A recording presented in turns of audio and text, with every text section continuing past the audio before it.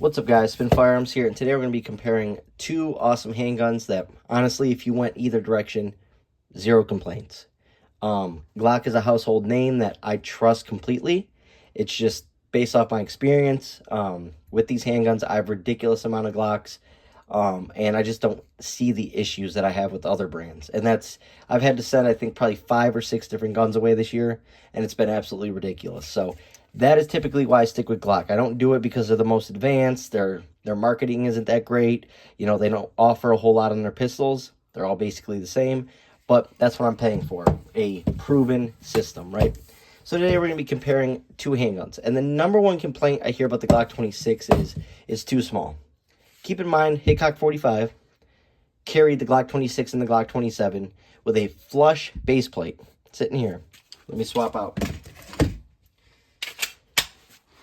This size handgun, 6'9", 6'8", whatever he was, carried this handgun right here for a long time, right? This was his go-to. Loved it. How are your hands too big? How is this too small if that man can carry it? Now, I get he's a great shot and stuff, but still, typically speaking, the only problem people run into are the finger grooves. So what you can do is get those shaven down, turn it into a Gen 5.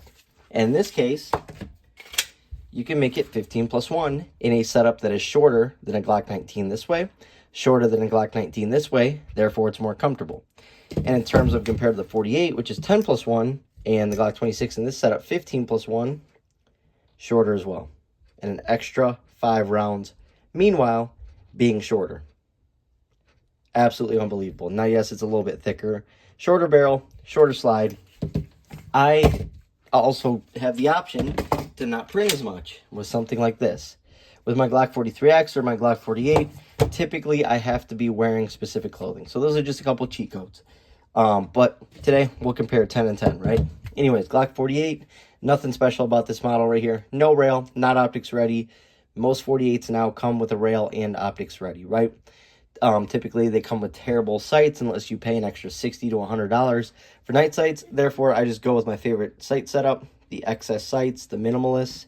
You got that highlighter greenish yellow up front, tritium of course, and then you have that blacked out textured rear, mill spin back plate. You know, I like seeing American flags on people's guns. And no, they're not going to charge me for having an American flag, guys. That's not real. That doesn't happen. Sorry, guys.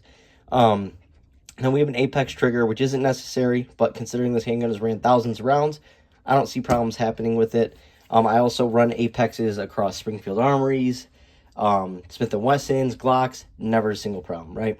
Last but not least, tail and grips, because they give you terrible grips every single time you buy a Glock, and that's one of my number one complaints.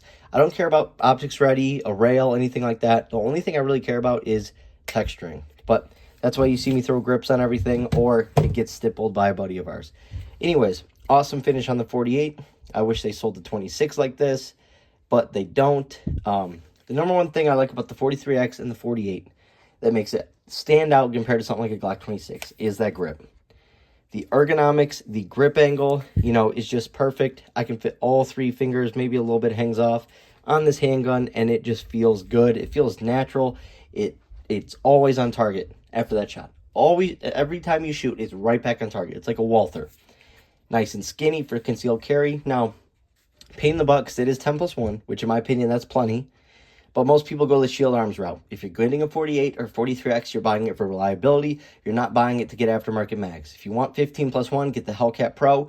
That is one of the most reliable handguns that I've ever owned as well. So that would be your alternative. But for a Glock 48, stay OEM with it. 10+1 is fine. Carry a backup mag if you're really that stressed out about capacity. But yeah, just a great handgun. The other thing it has over the Glock 26, drawing. Once again, it has to do with that grip. This is about 0.1 inches thinner, but much longer, obviously. Therefore, you get a much better grip. Here's the two with their flush base plates. So you can see that it's just ridiculous. Both 10+1 in these setups. So it's absolutely a much easier handgun to carry, or sorry, to draw with the Glock 48. But also, the Glock 26 is much easier to conceal, even though it is a tad bit thicker, and obviously a little bit thicker in the slide compared to the grips, right? Next up, Glock 26. Where this thing shines is magazine compatibility. as well as parts compatibility. This is about 80 to 90% compatible with the Glock 19, Glock 23, Glock 33, Glock 27, Glock 32. I could go on and on. It can take a 33 round OEM, which is magazine made by Glock. Whereas with this, you have one OEM mag, which is 10 rounds, 10 plus 1. Now, obviously, the 33 mag doesn't really matter because you're not going to be carrying that. But at the range, home defense, it is fun just to have them as well if you are an American. Now, no Glock 26 in existence, comes with a rail, but they make a Gen 5 that is optics ready. I don't ever get the rail part. I wish they would make it because a lot of people won't even buy it because it doesn't have a rail. But yeah. Other than that, 100% reliable. Once again, you see the same sights, XS minimalist sights. Absolutely love them. They're just great for defense as well as target shooting. So anyways, let's check out the triggers on both. This has a 3.5 pound OEM, so a Glock connector that's a 3.5. Very hard to find, very rare, but it is an OEM part. Makes it about 4.5 pounds. Very crisp and clean. Nice reset. It's a really nice defensive trigger. You know, under adrenaline, whatever the case may be, stress, you're not accidentally letting rounds go. No texturing on it though, so you got to do something about the grips. And if you're carrying with a flush mag for concealability, just tuck the pinky. It's pretty dang easy. And I'll show you the apex trigger on this. Even though you got to keep in mind this handgun is really broken in, the trigger is going to be much cleaner and crisper than your average apex. But I mean, really nice. Just the perfect defensive trigger. It does not get much better than that. The apex on the 48 is the way to go. I like the apex better on the 48 than I do on a 26 or 27. But if you do get a 26 or 27 and want to upgrade the trigger, Wheaton Arms is the way to go. They make probably the best defensive trigger. So anyways, this is your setup right here. Size comparison. Pretty crazy. And if we go beaver tail to beaver tail, gets even more ridiculous. Slide to slide. I mean, absolutely crazy. Absolutely crazy. But once again, I prefer the Glock 26. That doesn't mean you will. Go to your local range. Hopefully they have them to rent. Ask a buddy. See someone at the range shooting them. Ask them.